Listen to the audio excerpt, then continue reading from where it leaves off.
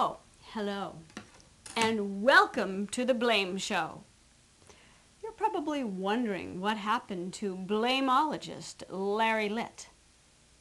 Well, the network management decided to do a survey of viewership preferences, and they discovered that 80% of the viewers of the Blame Show did not want to watch a boring, balding, pipe-smoking, middle-aged man if they had the option of a young, exciting, beautiful woman.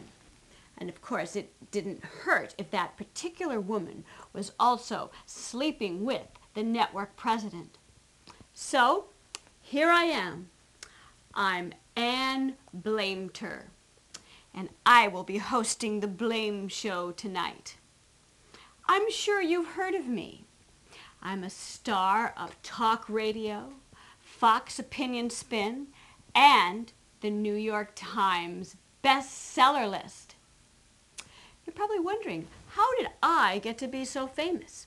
So I'm going to tell you. It was just a few years ago that I was down there in the White House basement with a certain intern called Monica. She was in the delivery department, and I was in the press office. Well, Monica didn't worry about being a nice girl and having integrity. And after she signed her $1 million press deal, I thought, wait a minute, I'm going to wise up here. And I wrote my own book using all of my insider knowledge.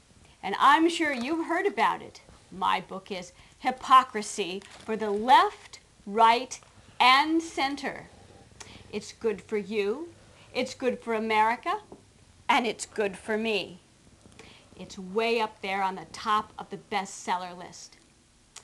So today, we're going to be doing a blame show about hypocrisy, and we're doing it my way. I've invited some very exciting guests to talk about this important issue. And my first guest is judicial candidate Big Tony Blamino. I know you've heard about him. He's very controversial right now. He's up for an appointment at the circuit court. And he's proof that just because judges wear those gowns, they don't have to be wimps. Did I mention that I hate wimps, especially liberal wimps? Those lily-livered, compassionate wimps that are ruining our country? Fortunately, Big Tony agrees with me. And I'm so pleased to welcome him to the show. Tony, it's just great to have you on. Ann, I'd like to just say two things before we begin. Number one is you have to call me your would-be honor. Your would-be honor. And I would be honored to call you that. And I'm glad you would be. And do you have a match? Because this cigar needs a match? Can I smoke on the show? Maybe you and me will see later. Well, that's a match made in heaven, but that's not a match for my cigar. Fire. We don't do fire here. We don't do fire here. I'm sorry, here. Fire regulations. I'll just hold it like it's very dominant. It's very phallic, and it's the way I look at the judicial system. It gives you strength. It gives me not just strength. It gives me a symbol. This cigar is a symbol of the power of the judiciary. So tell us about that landmark decision of yours about dissent in public places. I understand the liberals are livid about it. The liberals are livid? They are lily-livered liberals. Are liberal. They are liberal. You know what I mean. I couldn't put it better myself. Pissed. I decided that when a group of dissenters enters into the premise where a public meeting sponsored by the local municipality, the state, or the federal government takes place, that if they're going to be annoying little pricks, they can be thrown out, because who wants annoying little pricks pissing off really important people with lots of money saying important things about what they want our country, our government, and our people to be doing? Who needs these people? They're ruining this country. So I decided, in my own way, that they got to go. That's it. Sorry, you get nothing. Yes, they've taken it to a higher court.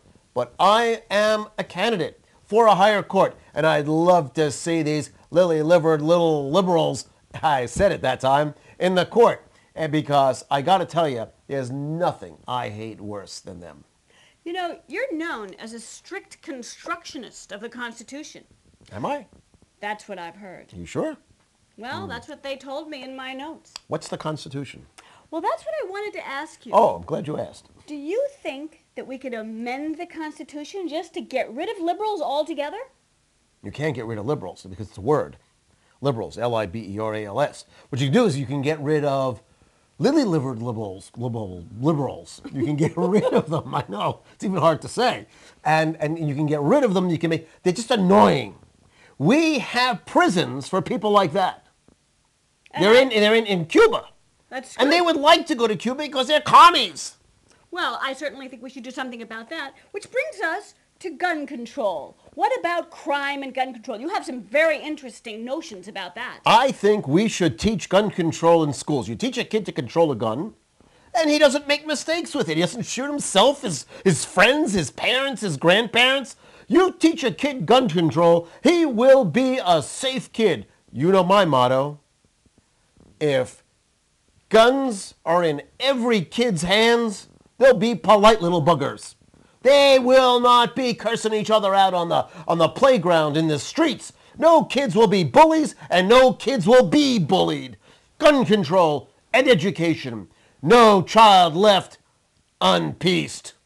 I think that's an excellent thought, but what about guns in the courtrooms? Guns in the courtroom? I got a gun. I mean, where's my gun? Where's my robe keeps opening up. I'm trying to hide the gun here. I got a gun here. If I took it out, you'd be scared to death. That's why I'm not taking it out.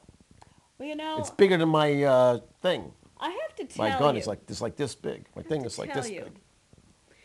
Just to move to another subject, Well, I find your outfit extremely sexy. what, And the black or the blue or the tie? Which one? Oh, it's got a certain coverage. It makes me wonder coverage. what's going on underneath that robe. Sometimes I don't wear panties. I wanted to ask you something. Nobody can tell because I'm behind There's something the that's judicial been troubling me for a the long bar. time. They call it the bar. You know why they call it the bar? Why'd they call They it got the a bottle bar? of bourbon underneath. Evan Williams right underneath there. I suspected that much. Yeah, well, you know, everybody knows it, but nobody wants to say it. That's the hypocrisy of the whole thing. You think you could do this without drinking? What about sex? This is what I want to know. I've been burning to ask someone this question. Do you think that conservatives have better sex than liberals? Conservatives have more sex than liberals because they got more time, because they got more money. They don't got to go to work. I suspected as much. Well, thank you very much. It's been lovely to have you on the show. And now I just want to say a little bit about our next guest, someone I am so excited about.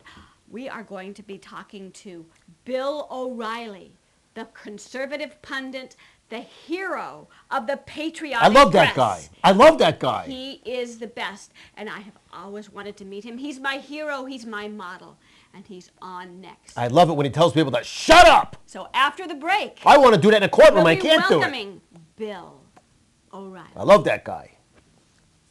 What a putz, but I love him.